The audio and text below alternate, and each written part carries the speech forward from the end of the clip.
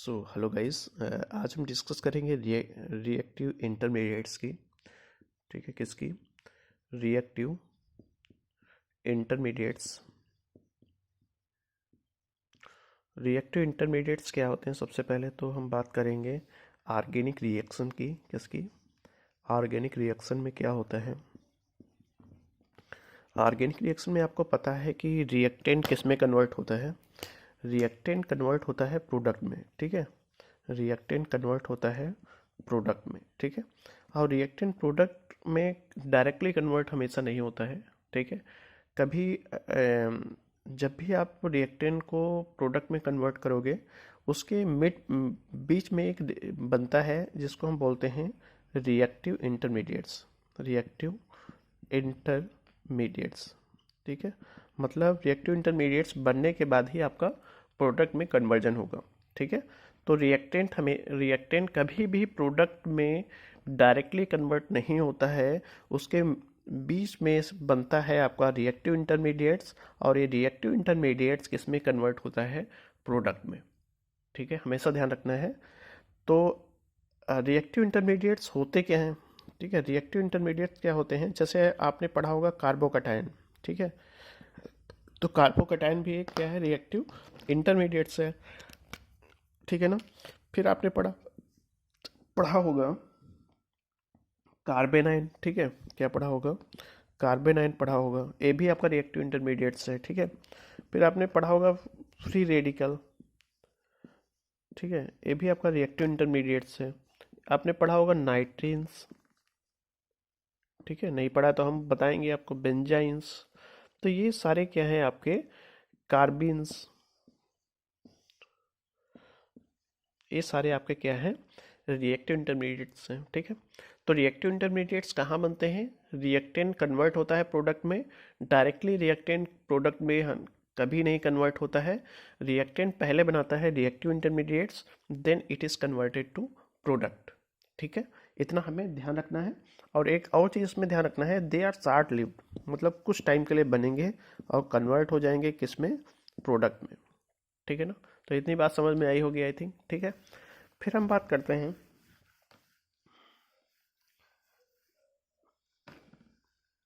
तो हम डिफिनीशन की अगर हम बात करते हैं तो रिएक्टेंट हमेशा क्या करता है? रिएक्टेंट डू नॉट चेंज, कभी भी do not change directly into product. Directly into product.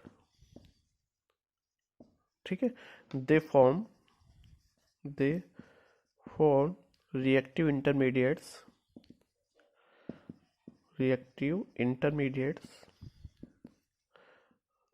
ठीक है, विच आर क्या है? Short lived. ठीक है, विच आर शॉर्ट लिव्ड। ठीक है, शॉर्ट लिव्ड होते हैं, which are short lived and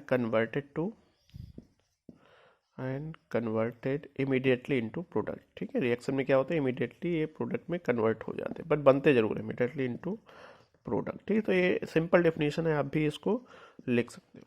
ठीक है, फिर हम बात करते हैं एक एक करके, जितने भी मैंने रिएक्टिव इंटरमीडिएट्स के बारे में डिस्कस किया है। जैसे आपका कौन सा है? कार्बोकटायन। ठीक है, कार्बोकटायन। ठीक है, कार्बोकटायंस क्या होते हैं? कार्बोकटायंस होते हैं, चार्ज कैसा होगा कार्बोकटायंस पे?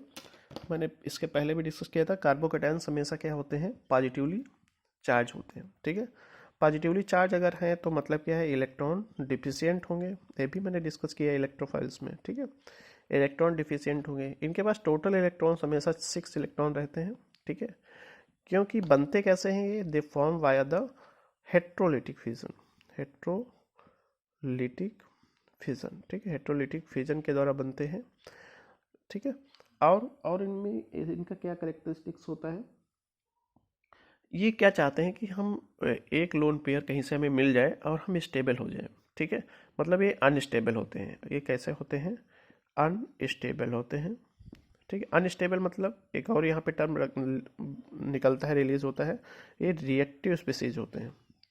रिएक्टिव स्पीसीज क्यों होते हैं? क्योंकि इनके पास 6 इलेक्ट्रॉन है। चाहते कितने हैं? 8 इलेक्ट्रॉन चाहते हैं। ठीक है, हर आइटम 8 इलेक्ट्रॉन चाहता है। ठीक है, तो 6 इलेक्ट्रॉन है तो 2 इलेक्ट्रॉन और मिल जाए तो ये स्टेबल हो जाए। तब तक ये अनस्टेबल होते हैं, मतलब रिएक्टिव बने रहते हैं। ठीक है, अब इनका हम स्टेबिलिटी आर्डर थोड़ा देखते हैं कि स्टेबिलिटी आर्डर क्या होता है। ठीक है, स्टेबिलिटी आर्डर में जब भी हम बात करेंगे तो स्टेबिलिटी इनका क्या होता है, जैसे हम बात करते हैं एक कार्बोकैटायन लिखते हैं जिस पे हम मिथाइल लगा लेते हैं। ठीक है, एक ग्रुप मिथाइल लगा लेते हैं। ठीक है, एक पे हम 2 मिथाइल लगाते हैं। ठीक है ना, एक पे हम क्या करते हैं, एक ही मिथाइल लगाते हैं। ठीक है, तो हमने इतना इतना लिख लिया। ठीक है, अब देखिए यहाँ पे। ठीक है, ये आपका क्या है, 3 मिथाइल ग्रुप है, इसमें 2 मिथाइल है, इसमें 1 मिथाइल है। तो इसको क्या बोलोगे, इस ये कार्बन कैसा है, कौन सा डिग्री है, ये कार्बन 3 कार्बन से जुड़ा है, तो इसको हम बोलते हैं, कौन सा बोलोगे, टर्सरी बोलोगे। क्या बोलोगे, टर्सरी बोलोगे। इस कार्बन को क्या बोलोगे, एक कार्बन के द्वारा 2 कार्बन ज्वाइंट है तो सेकेंडरी बोलोगे, एक कार्बन के द्वारा 1 कार्बन ज्वाइंट है तो इसको हम प्राइमरी बोलेंगे। ठीक है, और एक और हम यहाँ पे लिख लेते हैं मिथाइल कार्बोकैटायन। ठीक है, अब इनका स्टेबिलिटी आर्डर आप कैसे मतलब कैसे निकालोगे। ठीक है, ये क्वेश्चन है। तो स्टेबिलिटी आर्डर क्या होता है, ये आपका कार्बोकैटायन है, इसको इलेक्ट्रॉन्स कितना चाहिए, 2 इलेक्ट्रॉन्स। तो थोड़ा इलेक्ट्रॉन डेंसिटी इसको मिल जाए, ये स्टेबल हो जाएगा। तो यहाँ पे जो देने वाले हैं, यहाँ पे कितने मिथिल ग्रुप्स हैं, 3 मिथिल ग्रुप्स हैं। अब मिथिल ग्रुप्स हमेशा क्या करते हैं, इलेक्ट्रॉन डोनेटिंग ग्रुप की जैसा बिहेव करते हैं। ठीक है, तो इलेक्ट्रॉन डोनेटिंग है, ये इलेक्ट्रॉन डेंसिटी कहाँ पे देंगे, इस कार्बोकैटायन को देंगे, और ये हमें क्या है, अनस्टेबल है, तो क्या हो जाएगा, इसका जो आर्बिटल्स हैं उसमें इलेक्ट्रॉन्स पहुंचेंगे, ये स्टेबल हो जाएगा।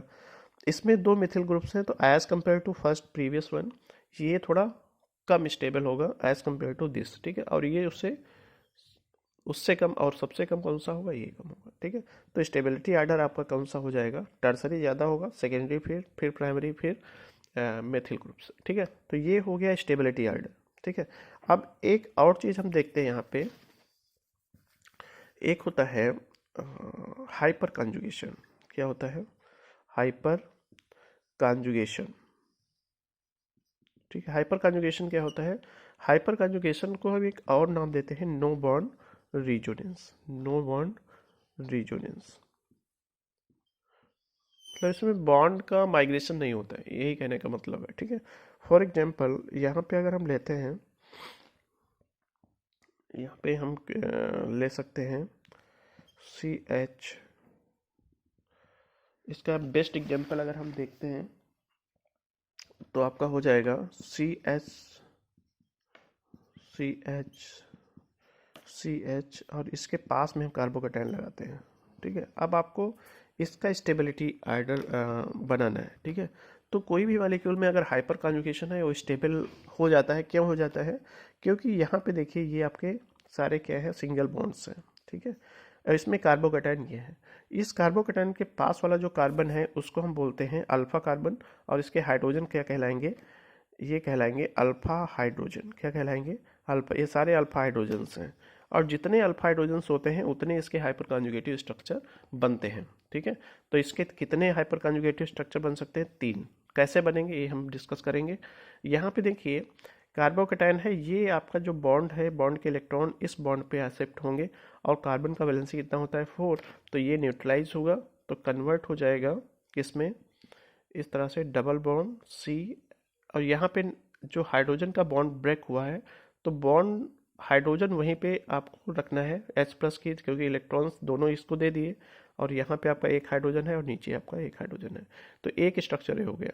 सेम एज इट इज जब दूसरा स्ट्रक्चर बनाओगे तो इसको हम जोड़ देंगे। अब देखो यहाँ पे एक और चीज़ देखने वाली है, ये आपका चार्ज न्यूट्रलाइज हुआ, क्योंकि कार्बन बॉन्ड बनाता है 4, 2 3 4, मतलब इसके पास टोटल 8 इलेक्ट्रॉन हो गए, तो यहाँ पे स्टेबल हो गया।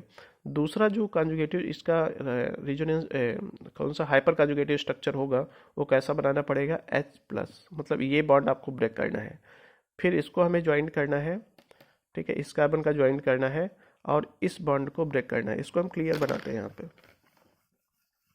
देखिए ये आपका है CH3 CH3 CH, ये आपका पॉजिटिव चार्ज था, ये यहाँ पे ब्रेक होगा, तो ये क्या बनाएगा, यहाँ पे H+ इसी तरह से रहेगा, और ये डबल बॉन्ड ये न्यूट्रलाइज हो गया, मतलब स्टेबल हो गया।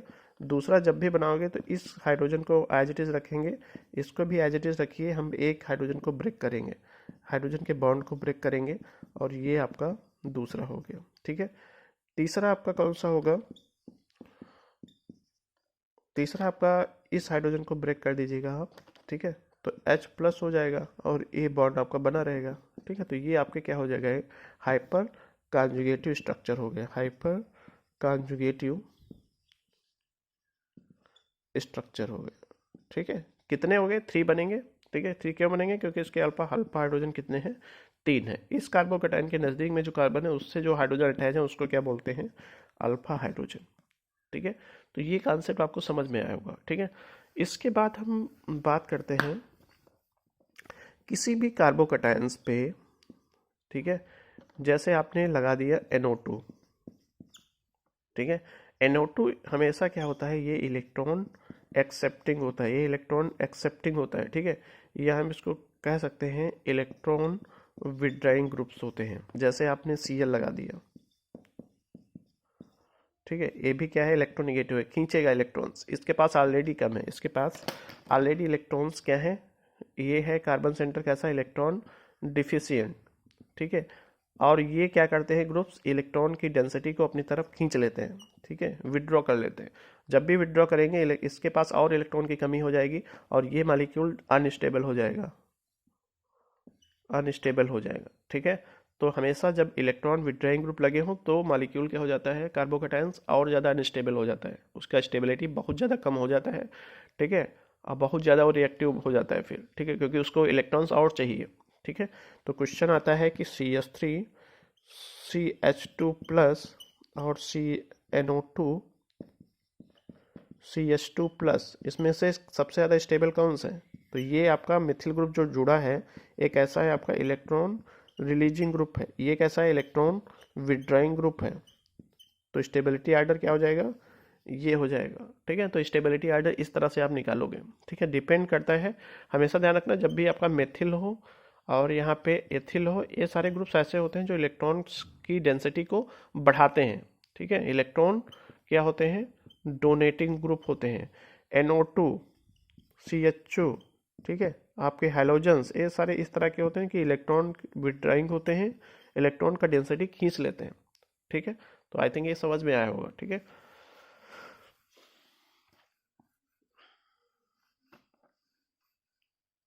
अब हम बात करते हैं, एक टर्म होता है रिजोनेंस। रिजोनेंस जहाँ भी होगा वो कार्बोकैटायन की स्टेबिलिटी को बढ़ाता है। ठीक है, कैसे बढ़ाता है? फॉर एग्जाम्पल हम एक मॉलिक्यूल ड्रॉ करते हैं, इसका ये कार्बोकैटायन है आपका R और R। ठीक है, ये आपका डबल बॉन्ड है।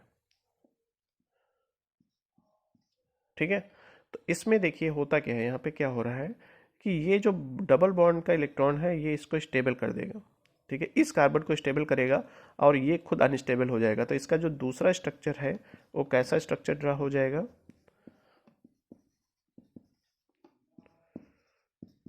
इसका जो दूसरा स्ट्रक्चर है वो किस तरह से हो जाएगा? ये आपका कार्बोकैटायन फिर से स्टार्ट हो जाएगा, दूसरा कार्बोकैटायन बनेगा, बट इस कार्बोकैटायन को स्टेबल कर रहा है। ठीक है, तो इसका जो हम एक रिजल्टिंग मॉलिक्यूल बनाते हैं वो हम बनाते हैं कुछ यूं कि इलेक्ट्रॉन डेंसिटी तीनों कार्बन पे शिफ्ट हो रही है, मतलब डॉट डॉट करके। तो ये आपका रिजल्टेंट मॉलिक्यूल हो गया। तो जहाँ भी सिंगल डबल बॉन्ड होंगे, कॉन्जुगेटिव सिस्टम होगा, इसको बोलते हैं single and double bond conjugative system. ठीक है, जहाँ भी सिंगल डबल बॉन्ड होंगे अल्टरनेट, वहाँ पे रिजोनेंस का प्रोबेबिलिटी होगा और वो कार्बोकैटायन की स्टेबिलिटी के लिए रिस्पॉन्सिबल होगा। ठीक है,